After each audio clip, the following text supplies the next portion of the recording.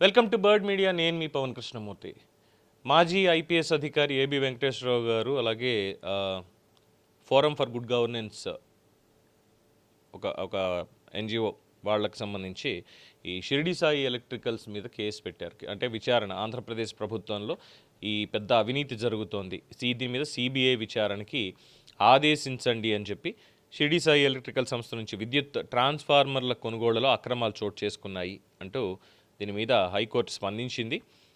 Transformer పరికరాలు నిర్దేశిత ప్రమాణాలకు అనుగుణంగా ఉన్నాయా లేదా అనే విషయాన్ని bureau of Indian standards BIS నిపుణులతో పరిశీలన చేయిస్తామని పేర్కొంది. ప్రమాణాలకు అనుగుణంగా లేకపోతే షిరిడి సాయి ఎలక్ట్రికల్స్కి జరిమానాలు కూడా విధిస్తాము అని చెప్పి హెచ్చరిక జారీ చేసింది.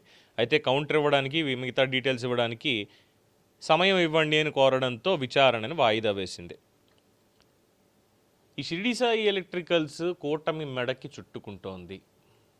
ఎందుకు భరించాలి? దిద్దుబాటు చర్యలు ఎక్కడా అనేది ప్రశ్నిస్తున్నారు.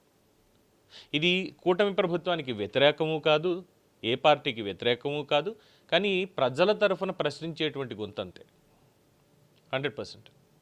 ఎందుకంటే ఇదే షిరిడి సాయి సంస్థ జగన్మోహన్ రెడ్డి బినామీ అని చెప్పి ఎన్నికల ప్రచారంలో కావచ్చు, ఎన్నికల కంటే ముందు ప్రతిపక్షంగా ఉన్నప్పుడు కావచ్చు, ప్రతి ఒక్కళ్ళు మాట్లాడినటువంటిదే. ఆ రోజు అక్రమంగా ఉన్నటువంటివి ఇవన్నీ ఈరోజు ఎందుకు సక్రమంగా అయిపోతున్నాయి? ఎందుకు అవుతున్నాయి? ముఖ్యంగా తెలంగాణ కన్నా 55,000 రూపాయల ఎక్కువకి మన ట్రాన్స్ఫార్మర్లు ఎందుకు కొనుగోలు చేయాలి? ట్రాన్స్పోర్టేషన్ అని, లేదంటే GST అని, ఇంకోటని, ఇవన్నీ కూడా ఏ రకంగా కంపేర్ చేసుకున్నా అసలు తెలంగాణ రాష్ట్రానికి ఆంధ్రాకి పెద్ద పొంతనేం లేదు, 100% లేదు. మరి అలాంటప్పుడు తెలంగాణలో సపోజ్ 1,25,000 రూపాయలకి తెలంగాణలో అమ్ముతున్నారు ట్రాన్స్ఫార్మర్ అనుకుంటే, మన దగ్గరికి వచ్చేసరికి దానికి అదనంగా ఇంకో 55,000 రూపాయలు ఎందుకని పే చేయాలి? ఇది ఇప్పటిది కాదు, 2022 సంవత్సరంలో వైఎస్ఆర్ కాంగ్రెస్ పార్టీ అధికారంలో ఉన్నప్పుడు జగన్మోహన్ రెడ్డి గారు తీసుకున్నటువంటి నిర్ణయం, వాళ్ళతో ఒప్పందాలు.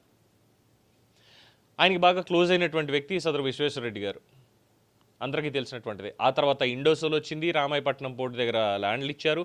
కూటమి ప్రభుత్వం వచ్చింది, ఇదే షిరిడి సాయి ఎలక్ట్రికల్స్ లేదంటే ఇండోసోల్ కంపెనీ బినామీ కంపెనీలు, బోగస్ కంపెనీలు అని నారా లోకేష్ గారు అన్నారు, చంద్రబాబు నాయుడు గారు అన్నారు, పవన్ కళ్యాణ్ గారు అన్నారు, బీజేపీ నేతలు కొంతమంది ఎన్నికల ప్రచారంలో వాళ్ళు అన్నారు.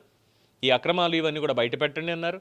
మరి కోర్టుల్లో ఇంకా కేసులు నడుస్తూనే ఉన్నాయి. నడుస్తున్నటువంటి క్రమంలో ఇప్పుడు కూటమి ప్రభుత్వం వచ్చి 2 ఏళ్ళు అవుతోంది. ఈ 2 ఏళ్లలో ఎందుకని చర్యలు తీసుకోలేదు అని అడుగుతుంటే అది కూటమికి వ్యతిరేకం ఎలా అవుతుంది? మీరు మాట్లాడింది మీకే గుర్తు చేస్తే అది వ్యతిరేకం ఎలా అవుతుంది?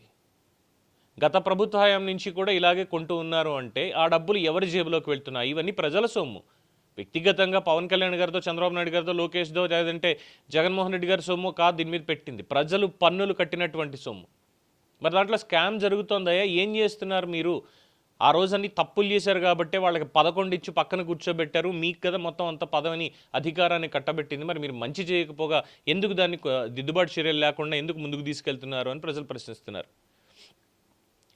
అండ్ 2022 నుంచి కూడా షిరిడి సాయి సంస్థ ట్రాన్స్ఫార్మర్లు సరఫరా చేస్తోంది. పిటిషనర్ ఇన్నేళ్లు మౌనంగా ఉండి ఇప్పుడు పిల్లు వేశారు, జాప్యానికి కారణం చెప్పలేదు, తన పిల్ల హైకోర్టులో విచారణకు రాబోతోంది అంటూ ముందుగానే ప్రచారం చేశారు అని చెప్పి ఏబి వెంకటేశ్వరరావు గారి మీద ఎందుకు మాట్లాడడం? అది కూడా కోర్టులో అన్నటువంటిది అడ్వకేట్ జనరల్ గారు. ఆయనకి తెలియదా ఈ షిరిడి సాయి మీద అంతకు ముందున్నటువంటి కేసులు కానీ, కోర్టులో వేసినటువంటి పిటిషన్లు కానీ ఇవన్నీ తెలియదా? ఎందుకు జాప్యం అంటే ఏంటి? అంటే ఇన్నాళ్ళు మౌనంగా ఎవరున్నారు? మౌనంగా 2022 నుంచి 24 ఎన్నికల వరకు దీనికి సంబంధించి ఏ ఆధారాలు కావాలి అడ్వకేట్ జనరల్ గారికి? ఇవన్నీ ఇవ్వడానికి సిద్ధంగా ఉన్నాం. కానీ ప్రభుత్వం ఇక్కడ చెప్పాల్సింది తప్పు ఎక్కడ జరిగింది, దాన్ని ఏ విధంగా సరిదిద్దారు, దానికి ఏం దిద్దుబాటు చర్యలు తీసుకున్నారు అని చెప్పాలి.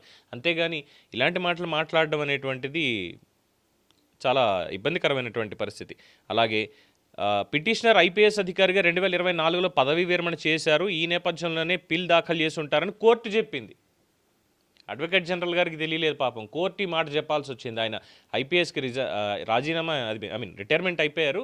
రిటైర్మెంట్ అయిన తర్వాత పిల్ వేశారు, పబ్లిక్ ఇంట్రెస్ట్ లిటిగేషన్ అనేది కోర్టు చెప్పాల్సి వచ్చింది. ప్రభుత్వంలో ఉన్నటువంటి పెద్దలకి తెలియదా? ఎందుకు అనవసరంగా ఈ తలనొప్పి కార్యక్రమాలు ఇవన్నీ పెట్టుకోవడం? అర్హత ఉన్నటువంటి కంపెనీలకి అనుమతులు ఇవ్వడం తప్పు లేదు, కానీ మనమే అవన్నీ బినామీ కంపెనీలు, బోగస్ కంపెనీలు అని చెప్పి ప్రచారాలు ఇవన్నీ కూడా చేసి ఈరోజు చర్యలు తీసుకోమని అడుగుతూ ఉంటే దాని మీద వచ్చేసరికి ఇది ఏదో దురుద్దేశంతో వేశారు, ఇంకోటి చేశారు అని చెప్పడం ఏంటి?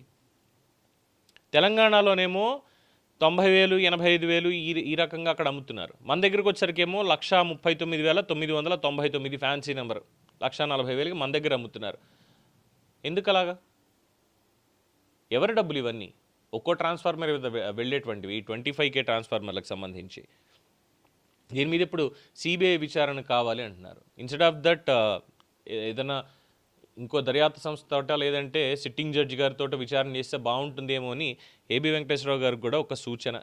ఎందుకంటే సిబిఐ కేసులు ఏమవుతున్నాయి అనేది అందరికీ తెలిసినటువంటి విషయమే కాబట్టి కొత్తగా ఏం మాట్లాడక్కర్లేదు. ఇక ఈ షిరిడి సాయి వ్యవహారం అయితే మాత్రం కూటమి ప్రభుత్వానికి నిజంగానే మచ్చ. కరేడు భూములు ఇచ్చారు ఇండోసోల్కి, తర్వాత ఇప్పుడు ఇది ఇంకా కంటిన్యూ చేసుకుంటూ వెళ్తున్నారు. మరి ఎవరు పక్క నుండి చెప్తున్నారో లేదు అంటే క్వార్టర్ ఇంకా అలాగే ఉందా, ఈ భజన బృందాలు వీళ్ళని ఏమైనా పక్కన పెడితే దీని మీద చర్యలు తీసుకునే అవకాశం ఉంటుందేమో అనేటువంటిది ప్రజల్లో ఉన్నటువంటి అభిప్రాయం. మరి కూటమి చర్యలు తీసుకుంటుందా దీని మీద? వేచి చూడాల్సిందే. దీని మీద మీ అభిప్రాయం తెలియచేయండి. చూస్తూనే ఉండండి ది బర్డ్ మీడియా.